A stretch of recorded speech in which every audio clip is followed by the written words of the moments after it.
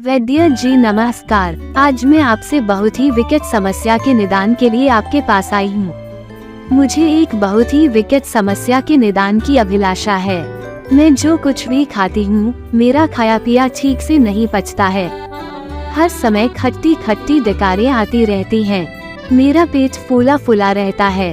पेट में बार बार गैस बनती है या लगातार गैस बनी रहती है। पेट में मीठा मीठा दर्द रहता है।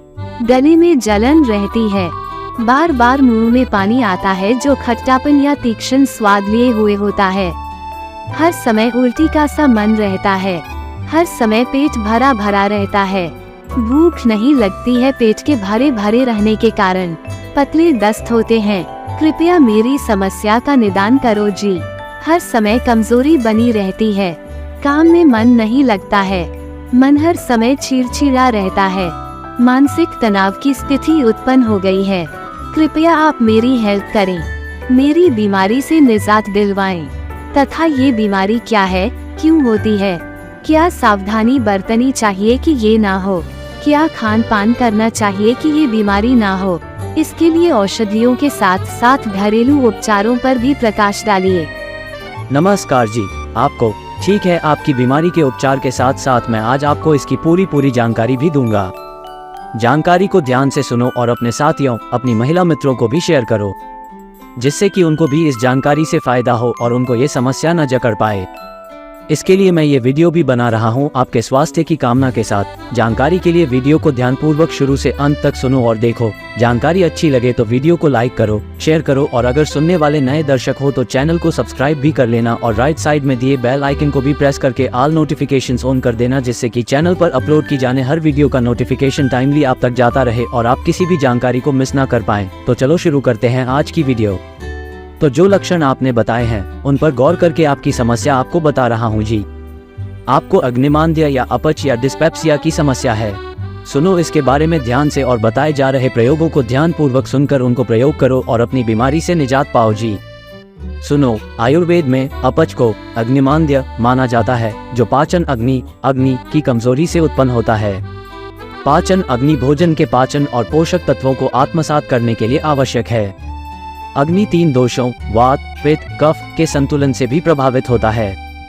इसलिए उपचार का लक्ष्य इन तत्वों को समझना और संतुलन बनाना होता है। अपच डिस्पेप्सिया या एसिडिटी पाचन क्रिया से जुड़ी एक आम समस्या है। इसमें पेट में जलन, अपचन, दर्द और सूजन जैसे लक्षण अनुभव हो सकते हैं। ये कई कारणों से हो सकता है, जैसे अनुचित खान पान, तनाव, धूम्रपान या कुछ दवाओं का सेवन आदि।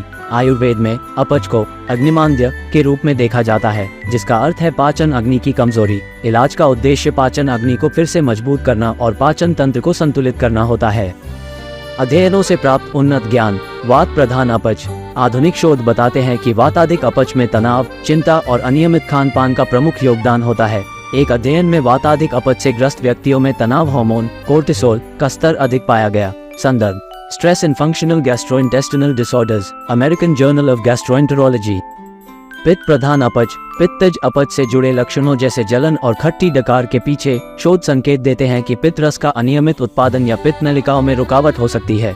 हल्दी जैसे आयुर्वेदिक जड़ी बूटियां पित्त उत्पादन को संतुलित करने में सहायक हो सकती हैं। संदर्भ curcumin and other natural anti inflammatory compounds for the prevention and treatment of inflammatory bowel disease, world journal of gastroenterology.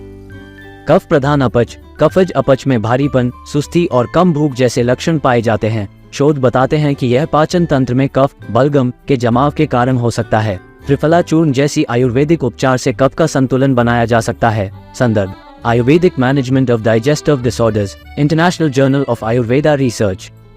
उपचार के व्यक्तिगतकरण। यह महत्वपूर्ण है कि उपचार को व्यक्ति के विशिष्ट दोष असंतुलन के आधार पर व्यक्तिगत किया जाए। अनुभवी आयुर्वेदिक चिकित्सक नाड़ी परीक्षा और अन्य परंपरागत तरीकों से दोषों का निर्धारण कर सकते हैं। अन्य उन्नत शोध क्षेत्र। माइक्रोबायोम। पाचन तंत्र में रहने वाले सूक्ष्मजीव पाचन प्रक्रिया को प्रभावित करते हैं। अपच से पीड़ित व्यक्तियों में माइक्रोबायोम का असंतुलन पाया गया है। आयुर्वेदिक जड़ी बूटियां और प्रोबायोटिक्स इन सूक्ष्मजीवों को संतुलित करने में सहायक हो सकती हैं। संदर्भ द गट माइक्रोबायोम, अ की player in the pathogenesis of inflammatory bowel disease, frontiers in immunology. मन शरीर संबंध। तनाव और चिंता अपच को बढ़ा सकते हैं। योग, ध्यान और अन्य मन शरीर प्रथाओं को उपचार में शामिल किया जा सकता है। संदर्भ yoga for functional gastrointestinal disorders, annuls of gastroenterology. दोस्तों, अब देखते हैं अपच के क्या क्या लक्षण होते हैं। तो डिस्पेप्सिया होने पर मरीज को निम्न लक्षणों का सामना करना पड़ सकता है। 1. खाने का ठीक से ना पचना। 2. खट्टी खट्टी डकारें आना। 3. पेट का फूलना। 4. बार बार या लगातार गैस का बनना। 5. पेट में मीठा मीठा दर्द होना। 6. गले में जलन होना। 7. मुंह में पानी आ जाना जो खट्टापन या तीक्ष्ण स्वाद लिए हुए हो। 8. उल्टी आना या उल्टी का संबंध रहना। 9. हर समय पेट भरा भरा रहना। 10. भूख ना लगना। 11. पतले दस्त होना या पतला पखाना आना। अपच का कारण क्या है? अपच के कई कारण होते हैं जिनमें शामिल हैं 1. रोग जैसे अल्सर, गर्ड, पेट का कैंसर। दुर्लभ गैस्ट्रोपेरेसिस, ऐसी स्थिति जहां पेट ठीक से खाली नहीं होता है। यह अक्सर मधुमेह वाले लोगों में होता है। पेट में संक्रमण, संवेदनशील आंत की बीमारी, क्रोनिक अग्नाशय शोथ, गलग्रंथि की बीमारी और गर्भावस्था आदि। 2. जीवन शैली, इसमें बहुत अधिक खाना, बहुत तेजी से खाना, उच्च वसा वाले भोजन खाना या तनावपूर्ण स्थितियों के दौरान खाना, बहुत अधिक शराब पीना, सिगरेट पीना, जंक फूड, प्रोसेस्ड फूड की खाने में अधिकता, व्यायाम या शारीरिक परिश्रम की कमी आदि इसके कारण होते हैं। अब इन कारणों के पश्चात हम इसके लिए कुछ आयुर्वेदिक उपचारों पर विचार करते हैं। तो उसके लिए देखते हैं किन किन पहलुओं पर ध्यान देना है।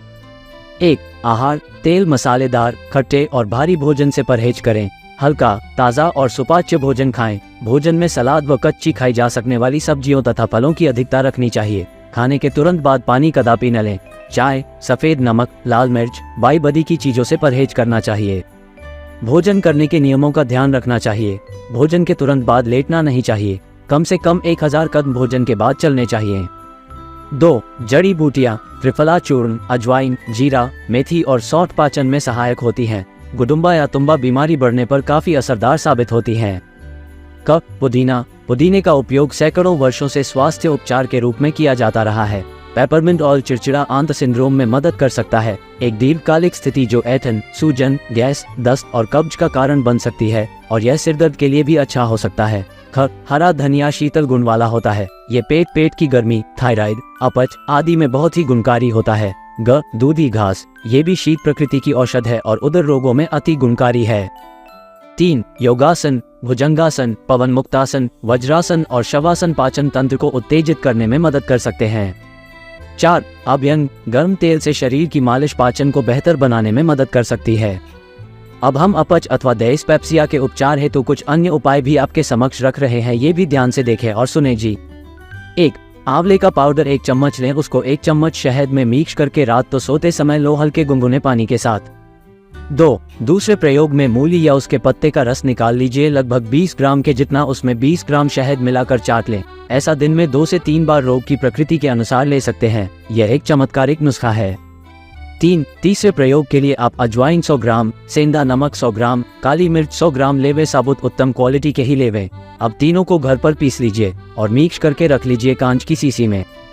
अब इसकी डोज रोज दोपहर और रात 1-1 छोटा चम्मच गर्म पानी से लीजिए 30 दिन तक। 4. चौथे प्रयोग में अजवान 100 ग्राम, सौंठ 100 ग्राम, मेथी 100 ग्राम, सौंफ 100 ग्राम, काली मिर्च 100 ग्राम, गुडुम्बा 100 ग्राम लें। सबको कूट पीस कर कांच के बर्तन में स्टोर कर लेवें। अब इसकी डोज रोज सुबह और शाम को खाना खाने के आधे से 1 घंटे बाद 1 छोटा चम्मच उस मिश्रण से लेवें और उसमें स्वाद अनुसार सेंधा अथवा काला नमक मिलाकर गर्म पानी के साथ लेवें। अगर 20 से 30 दिन तक ये प्रयोग करते हैं तो आपको बहुत ही चमत्कारिक लाभ प्राप्त होते हैं। 5. पांचवा प्रयोग सहज और सरल है। इसके लिए आपको त्रिफला चूर्ण सुबह खाना खाने के पश्चात 1 चम्मच गुड़ के साथ चबा चबा कर लेना है। शाम को भोजन के उपरांत त्रिफला चूर्ण का 1 चम्मच और 1 चम्मच अरंड का तेल, ये भी गर्म दूध या गर्म पानी के साथ लेना है। इससे भी बहुत ही चमत्कारिक रूप से लाभ मिलता है। 6. बाजार में उपलब्ध आयुर्वेदिक फॉर्मुलेशन जैसे पचमीना, त्रिफला चूर्ण, उदर अमृत, इसबगोल की भूसी, पचारिष्ट, कायम चूर्ण, कब्ज हर आदि बहुत सी औषधियां हैं जिनका प्रयोग किसी भी अनुभवी चिकित्सक की सलाह से ही करना चाहिए। चलो अब अपच अथवा डिस्पेप्सिया के शुरुआती दौर में उपयोग में लाए जाने वाले कुछ एलोपैथिक प्रयोग देखते हैं। एलोपैथिक औषधियां कारणों को ध्यान में रखते हुए 1. एस्पिरिन और अन्य दर्द निवारक जैसे NSAID जैसे इबुप्रोफेन और नेप्रोक्स। 2. एस्ट्रोजन और मौखिक गर्भ निरोधक। 3. स्टेरॉइड दवाएं। 4. कुछ एंटीबायोटिक्स। 5. थायराइड की दवाएं, सामान्य स्थिति में दी जाने वाली दवाएं। 1. ऑफ्लॉक्सोजेड या नोरफ्लॉक्स TZ। 2. Digestive enzymes. 3. Pain killers for stomach act. 4. Gas से संबंधित टेबलेट्स और कैप्सूल। 5. एंटी एसिड जेल पीने के लिए। तो दोस्तों, आज आपने अपच या डिस्पेप्सिया की जानकारी हासिल की। आप समझते हैं कि जगत गुरु आयुर्वेदा किस तरह से हमारे जीवन में एक अनमोल साथी बन सकता है। आप अपने इस चैनल जगत गुरु आयुर्वेदा से जुड़कर रेगुलर अपडेट्स और डिटेल्ड इन्फॉर्मेशन पा सकते हैं। दोस्तों, अगर आपको आज की वीडियो पसंद आई हो और इन्फॉर्मेटिव लगी हो तो वीडियो को लाइक करें। आप कमेंट्स करके अपने सुझाव हमें भेज सकते हैं और अपनी समस्याओं का निःशुल्क समाधान कमेंट के माध्यम से प्राप्त कर सकते हैं। आप अपने चैनल जगत गुरु आयुर्वेदा को सब्सक्राइब करें और राइट साइड में दिए गए बेल आइकन को प्रेस करके उसका रंग बदल दें, जिससे कि चैनल पर अपलोड की जाने वाली कोई भी वीडियो को आप मिस ना कर पाएं। इससे आपको चैनल पर अपलोड की जाने वाली हर एक इन्फॉर्मेटिव वीडियो का नोटिफिकेशन आपको टाइमली मिलता रहेगा। हम आपको मिलेंगे अगले इन्फॉर्मेटिव एपिसोड में। तब तक के लिए शब्बा खैर, राम राम, नमस्कार, अलविदा, जय भारत, जय संविधान। धन्यवाद सहित वैद्याचार्य लोकेश।